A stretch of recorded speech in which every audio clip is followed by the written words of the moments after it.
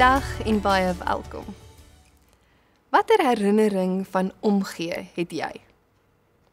Ek dink aan toe ek en my man jonk en vreemd net in Johannesburg aangekom het en iemand in die gemeente ons in haar huis ingenooi het vir 'n koppie tee en Turkish Delight. Vertel my nou eers, waar kom julle tweeetjies vandaan, het sy begin. Min het ons geweet watter lekker kuiers en etes ons nog saam met haar en haar gesin sou geniet in die jare wat kom, en wat daardie gebaar van gasvryheid vir ons sou beteken. Gasvryheid was nie 'n bysaak in die eerste kerk nie. Dit was een van die maniere waarop geloof sigbaar geword het. In 'n wêreld van grense en afstand het hulle tafel gedek. Hulle het mense ontvang. Hulle het plek gemaak. Alhoewel daar eers baie wette was wat gemaak het dat so saamleef nie natuurlik gekom het nie, was die beginsel al in die Ou Testament om vir die vreemdeling om te gee. En nou deur Jesus se lewe en in die nuwe kerk is dit duidelik dat daar versoening deur Jesus is. Almal is welkom aan die tafel. So gee ons om. Verbeel jou jy stap in 'n vertrek binne.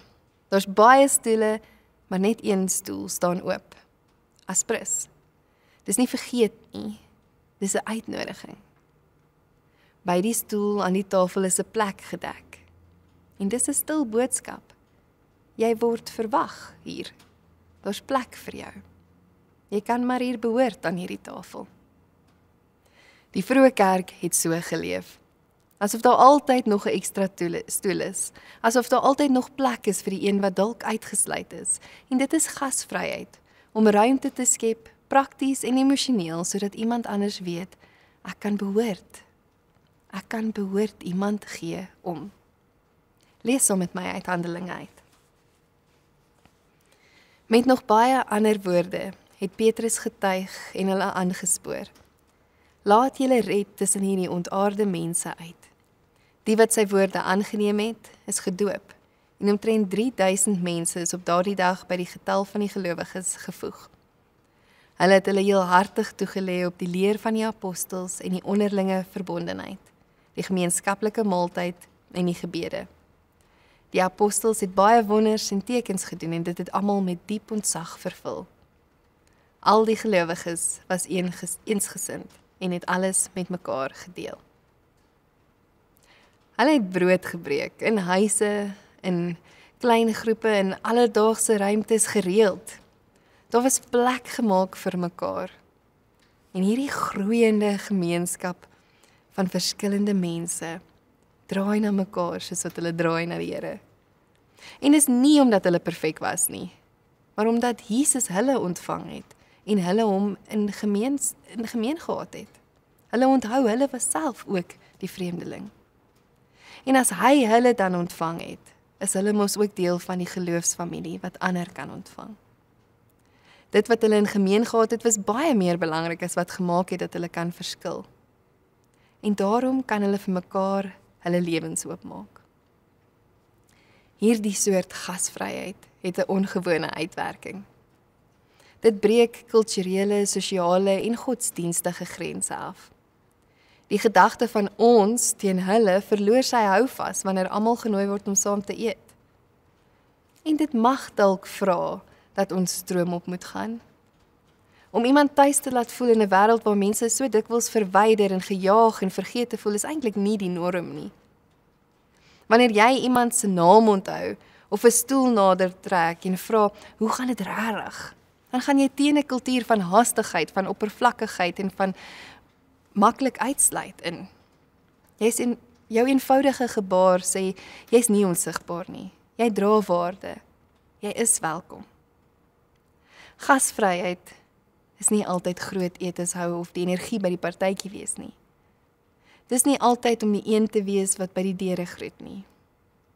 Dit kan beteken dat jy tyd in jou dag vir die onverwagse ontmoeting los.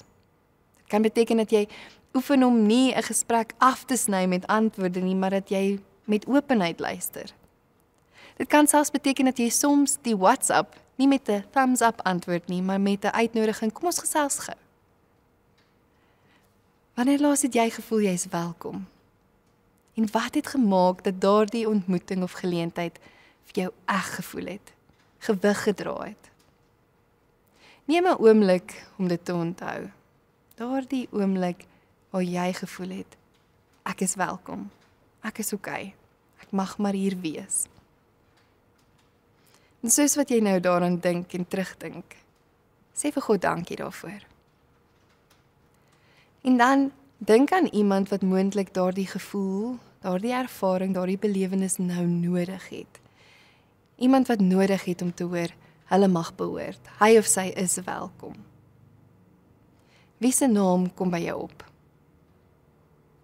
En wat is een eenvoudige manier waarop jy daardie persoon kan laat voel, jy is gesien, jy is welkom, daar's plek vir jou hier. Hebreërs 13 vers 1-2 sê, as broers moet julle mekaar altyd lief hê.